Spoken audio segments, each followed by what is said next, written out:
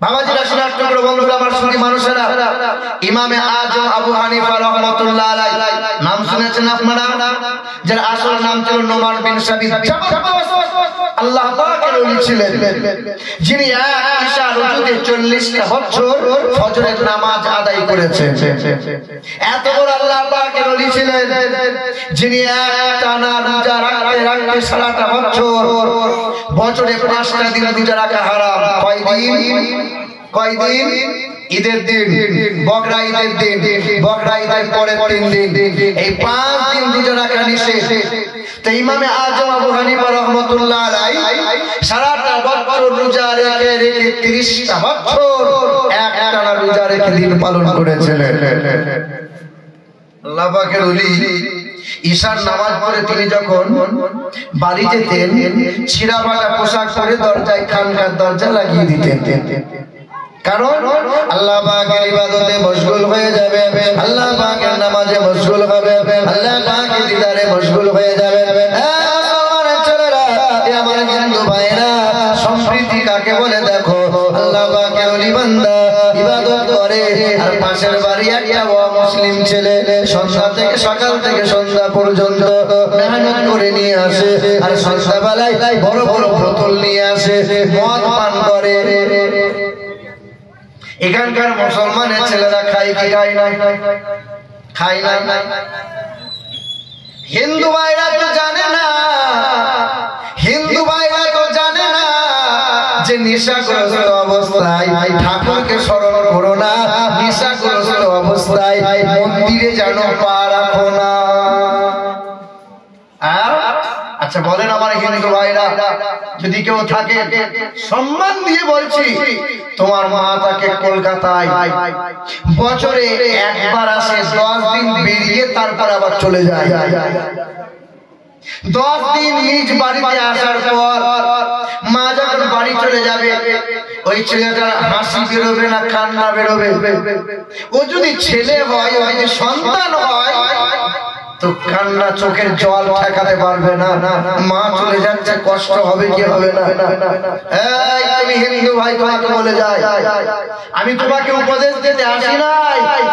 তুমি সারা বছর যারা অপেক্ষা করে, দূর তোমার মা দুর্গা মায়ের অপেক্ষা করলে, আর দুর্গা মাকে বিদায় দেওয়ার সময় এত মদ পান করে ড্যান্স করে কেন তাকে এইরকম ভাবে বিদায় দিলে? একবার শরম হলো না? তুমি তোমার ধর্মগ্রন্থ পড়ে যাচাই করে দেখতে পারলে না যে নেশা অবস্থায় তাই তোমার ঠাকুরের জন্য মন্দিরে কোনোদিন যাইও না? কলকি পুরাণে কথা লেখা আছে, 2 নম্বর অধ্যায় 25 নম্বর শ্লোকে। বাবাজিরা ভাইরা আমার, হে মুসলমান নওজওয়ান তরুণেরা, ইমাম আজম আবু হানিফা রাহমাতুল্লাহ আলাইহি হযরত আমার আল্লাহ পাকের ইবাদতে মশগুল হয়ে যেতেন। পাশের বাড়ির মাতালরা সন্ধ্যা থেকে মদ পান করে নিত, সারা রাত চিৎকার করে শোরগোল করে দিত। আল্লাহ পাকের ওলির নামাজে বড় অসুবিধা হয়, আল্লাহ পাকের ওলির নামাজে বড় ব্যাঘাত হয়। বারবার বুঝায়, মাতাল তো বোঝে না, সন্ধ্যা হলে কে ঠেকায়। 1 মাস চলে গেল, মাস খানিক চলে গেল, কয়েক মাস কেটে গেল। নওজোয়ান যুবকেরা, ওই আল্লাহ পাকের ওলি বান্দা হঠাৎ করে আর মাতালের চিৎকার শুনতে পাই না, হঠাৎ করে মাতালের শোরগোল আর শুনতে পাই না। আল্লাহ পাকের ওলির মনে বড় চিন্তা হয়ে গেল, ওই মাতাল ছেলেটা কি অসুখে পড়ে গেল, ওই মাতাল ছেলেটা কি মারা গেল, ওই মাতালের ছেলেটা কি হয়ে গেল। আল্লাহ পাকের ওলি বান্দা সকালবেলা ইশাকে নামাজটা পড়ে নিল, নামাজটা পড়ে নেওয়ার পরে পা পা করে চলে গেল, মাতালের বাড়ির সম্মুখে হাজির হয়ে গেল। দরজায় আওয়াজ দেয়, ছুটে এসে একজন মহিলা দরজা খুলে দেয়। কি চাই? ও মুসলমান আল্লাহ পাকের ফকির বান্দা, কি চাই? বলে এই বাড়িতে একটা মাতাল বাস করে, ওই মাতালটার সাথে যোগাযোগ করতে চাই। বলে আর নাই নাই, ওই মাতালটাকে পাড়ার মানুষেরা তার বিরুদ্ধে মামলা করে দিয়েছে, মাতাল আর জেলে বন্দী হয়েছে। বাড়িতে নাই, সে এখন জেলে বন্দী হয়ে গেছে। আল্লাহ পাকের ওলি বান্দা মুসলমান একবার মনে মনে ভাবে না, একবার মনে মনে চিন্তা করলো না, আমার মুসলমান জাত ভাই তো নয়, কেন কেন যাব, কেন করব, শুধু এটাই চিন্তা করে। কোরআন শরীফে আমার আল্লাহ পাক 19 বার বলে দিয়েছে পাড়া প্রতিবেশীর সাথে দুর্ব্যবহার করবে না, পাড়া প্রতিবেশীর হক আদায় করবে। পাড়ার মানুষটা যদি সাঁওতাল হয়, দেশের ঘরের হয়, মুসলিম হয়, যদি সে খেতে না পায়, আল্লাহর নবী বলছেন তাকে খেতে দাও। যদি সে পোশাক না পায়, তাকে তুমি পোশাকটা পরিয়ে দাও। আল্লাহ পাকের ওলি বান্দা পাপ করে চলে গেল, বাদশা দরবারে হাজির হয়ে গেল, বাদশা সম্মানার্থে দাঁড়িয়ে গেল। হুজুর আপনি আমার দরবারে কেন হাজির হয়েছেন? বলে আমার এক প্রতিবেশী আমার ভাই, আমার প্রতিবেশী আমার ভাই মাতলাম করার কারণে পূজারা আপনার প্রশাসন তাকে জেলে বন্দী করে দেয়। মাতালের জন্য এসেছি, আমি আমার মাতাল যুবক ভাইটাকে আমি বাড়ি নিয়ে যেতে চাই। আল্লাহ পাকের ওলির সম্মানার্থে সঙ্গে সঙ্গে মাতালকে ছেড়ে দিয়া হলো। আল্লাহ পাকের ওলি বান্দা মাতালের পিঠে একটা থাপ্পড় দিয়ে বললেন, নওজোয়ান যুবক, আর মদ পান করিস নে, আর মদ পান করিস নে, সংসারটাকে উচ্ছেদ করিস নে, আর জীবনটাকে ধ্বংস করে দিস নে। মাতালটা পা পা করে যায়, মনে মনে অনুশোচনা তৈরি হয়, মনে মনে চিন্তা উদয় হয়ে যায়। আল্লাহ পাকের ওলি বাড়ি চলে গেলেন, খানকায় বসে রইলেন। মাতালটা বাড়ি গেল, বিবির হাতটা ধরে নিল, কান্না করে চোখের পানি ফেলতে লাগলো। পাক পবিত্র হয়ে গেল। প্রশংসা করে নেওয়ার পরে আল্লাহ পাকের ওলির দরবারে চলে গেল, মাপটা চেয়ে নিল। আল্লাহর ওলি আমাকে মাফ করে দেয়, বেয়াদবি করে নিয়েছি, আর দেরি করবো না। কালমা লা ইলাহা ইল্লাল্লাহু মুহাম্মাদুর রাসূলুল্লাহ। মুসলমান নওজোয়ান তরুণেরা, যুবকেরা শুনে রেখে দেন, ইসলামটা এইভাবে প্রচার প্রসার হয়েছে। হিন্দু মুসলমান মিলেমিশে বাস করো, হিন্দু মুসলমান মিলেমিশে বাস করো। হ্যাঁ, তুমিও যেমন আল্লাহ রাসূল সাল্লাল্লাহু আলাইহি ওয়াসাল্লাম তিনি এই আঙ্গুলের ইশারায় যেমন আকাশের চাঁদকে দু টুকরো করেছেন, নবী আমার হাতের ছোঁয়া দিয়ে কুষ্ঠব্যাধির রোগকে শিফা আনিয়েছেন। আল্লাহর নবী যেমন হাতের ছোঁয়া দিয়েছে, অন্ধ ব্যক্তির চোখে জ্যোতি ফিরে পেয়েছে। আল্লাহর নবীর ছোঁয়ার কারণে কালো মানুষটা নুরানি চেহারা পেয়ে গেছে। আল্লাহর নবী এই পবিত্র হাত দিয়ে মুসলিমের পায়খানা পরিষ্কার করেছে। করেছেন না করেন নাই? আল্লাহ রাসূল সাল্লাল্লাহু তাআলা আলাইহি ওয়াসাল্লাম এইভাবে ইসলাম প্রচার হয়েছে, মানবতা ভালোবাসা দিয়ে। বাবাজিরা, ভাইরা আমার, নওজোয়ান যুবকেরা, আমরা আল্লাহ পাক পবিত্র কালামুল্লাহ শরীফে জানিয়ে দেন, তোমরা যদি আদর্শবান ডাক্তার হতে চাও, তোমরা যদি আদর্শবান মাস্টার হতে চাও, তোমরা যদি আদর্শবান দার্শনিক হতে চাও, আমি আল্লাহ পাকের ঘোষণাটা জেনে নাও। মা আতাকুমুর রাসূলু ফাখুযুহু ওয়া মা নাহাকুম আনহু ফান্তাহু। কোরআনে পারা নম্বর 28, সূরার নাম সূরা হাসর, আয়াত নম্বর 8, পৃষ্ঠা নম্বর 6, লাইন নম্বর 7। আমার আল্লাহ পাক জগতের মানুষকে জানিয়ে দেয়, আমার নবী তোমাদেরকে যা যা দেবে তা তোমরা গ্রহণ করে নাও। আমার নবী তোমাদেরকে যা যা শিখাবে তা তোমরা শিখে নাও। নবী যা হতে নিষেধ করে তা থেকে নিজেকে দূরে সরিয়ে নাও। আমার নবীর তাবেদারি যদি করে নিতে পারো, ইহকালে কামিয়াব হয়ে যাবে, পরকালে হাসতে হাসতে জান্নাতি হয়ে যাবে। কার আদর্শ ফলো করবে?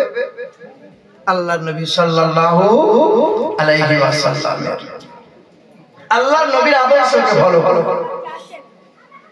আল্লাহ রাসূল সাল্লাল্লাহু তাআলা আলাইহি ওয়াসাল্লামের আদর্শ ফলো করার সাথে সাথে আবার আল্লাহ পাক বলেন, ওয়াত্তাকুল্লাহ, এক আল্লাহকে ভয় করো, এক আল্লাহকে ভয় করো। আল্লাহ কতটা ভয় করব? আল্লাযীনা ইয়াযকুরুনাল্লাহ কিয়ামান ওয়া qu'uদান ওয়া আলা জুনুবিহিম ওয়া ইয়াতাফাক্কারুনা ফী খালকিস সামাওয়াতি ওয়া মা ফিল আরদ। তুমি যখন বান্দা চলবে ভয় করবে, বান্দা যখন বসবে এক আল্লাহকে ভয় করবে, বান্দা যখন শুয়ে যাবে এক আল্লাহকে ভয় করবে, বান্দা যখন ঘুম থেকে জাগবে এক আল্লাহকে স্মরণ করবে। 24 ঘন্টা জিন্দেগিতে বান্দা তোমার হৃদয়ে ভয় শুধু থাকবে এক আল্লাহর। আর নবী মুস্তাফার সুন্নাত দিয়ে নিজের সুন্দর দেহকে সাজিয়ে নেবে। আমি আল্লাহ পাক ঘোষণা করে দিলাম, উদখুলুল জান্নাহ আনতুম ওয়া আযওয়াজুকুম তুহবারুন। আমি আল্লাহ পাক রব্বুল আলামিন জানিয়ে দিই, আমার ওই বান্দা বান্দি দিগকে জান্নাতের সুসংবাদ দেওয়ার সাথে সাথে তার আহলে পরিবারগুলোকে তার হাতে ধরিয়ে দেব, আর সকলে একে একে হাসতে হাসতে জান্নাতি হয়ে যাবে। জোরে হবে না সুবহানাল্লাহ? সারা জীবন সুবহানাল্লাহ বলাতে হয়, তবে বলি আমরা। ফুটবল খেলা দেখেছেন আপনারা? ফুটবল খেলা দেখেছেন আপনারা? এদিকে 11 প্লেয়ার তো ওইদিকে 11 প্লেয়ার, 22 জন ঘন্টা খানেক ধরে খুব লাথি মারে। তো ফুটবল যখন ক্লান্ত হয়ে যায়, খেলা যখন কমপ্লিট হয়ে যায়, তো সভাপতি আদর করে তুলে জিজ্ঞাসা করে, ফুটবল তোর কি এমন অপরাধ রে? সবাই তোকে লাথি মারে কেন?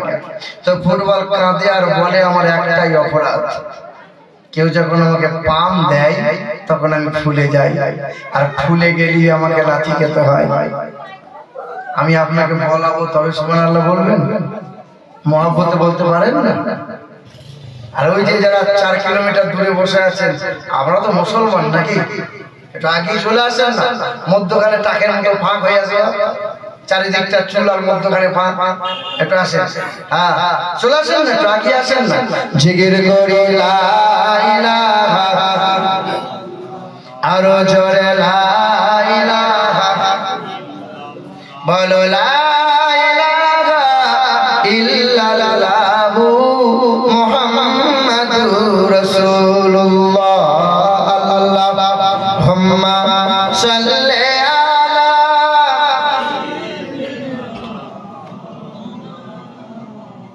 ওয়া আলা আলি সাইয়্যিদিনা।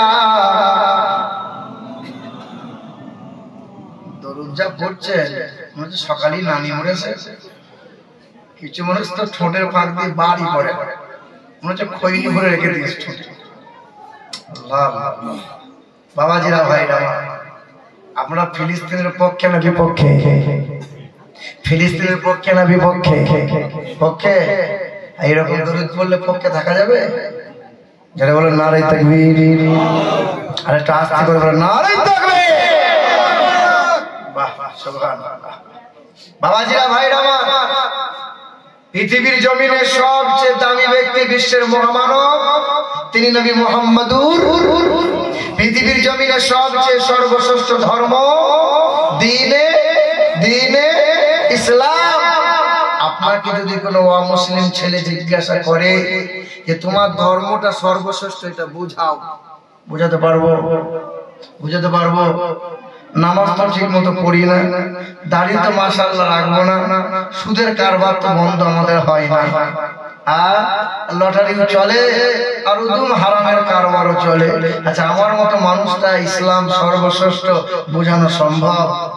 কিন্তু আমি মুসলমান। কেন? প্যান কার্ডে মুসলমান, আধার কার্ডে মুসলমান, জমির দলিলে মুসলমান, রেকর্ড পর্চাতে মুসলমান, ঠিক না বল? এ বাবাজিরা ভাইরা আমার, শুনে রেখে দেন।